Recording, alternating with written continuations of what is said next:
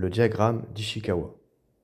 Tout d'abord, il faut savoir que si on a besoin du diagramme d'Ishikawa, c'est qu'on est devant un problème. Imaginons, nous fabriquons une console et nous faisons nos propres jeux.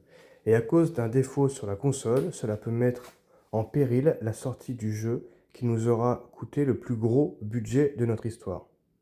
La problématique: un fournisseur nous fournit un élément non conforme, ce qui met en danger notre activité.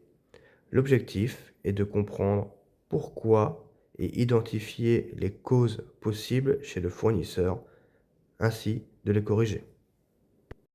Pour cela, on va utiliser la méthode des 6M, qui regroupe les grandes familles de causes d'un dysfonctionnement. Chaque branche représente un axe de recherche.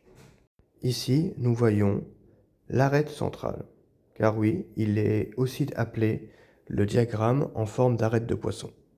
Le but de l'arête est de pointer la problématique. Distinguons les 6 causes principales. Une fois le squelette réalisé, nous pourrons mettre en main-d'œuvre un manque de communication, absence de formation sur le matériel.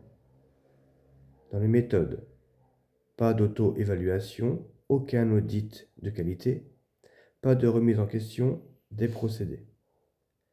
Matériel, pièces sans contrôle qualité, des fournisseurs non collaboratifs. Le milieu, atelier encombré, manque de place, coactivité, tension entre les services. Machine, matériel vieillissant, absence de maintenance préventive.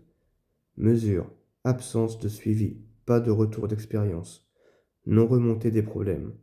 En résumé, ce travail collectif met en évidence les causes racines du problème et oriente les actions correctives à mener.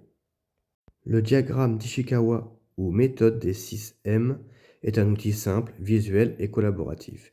Il aide à structurer la recherche, ainsi de pouvoir mettre en évidence les causes et à construire une amélioration durable.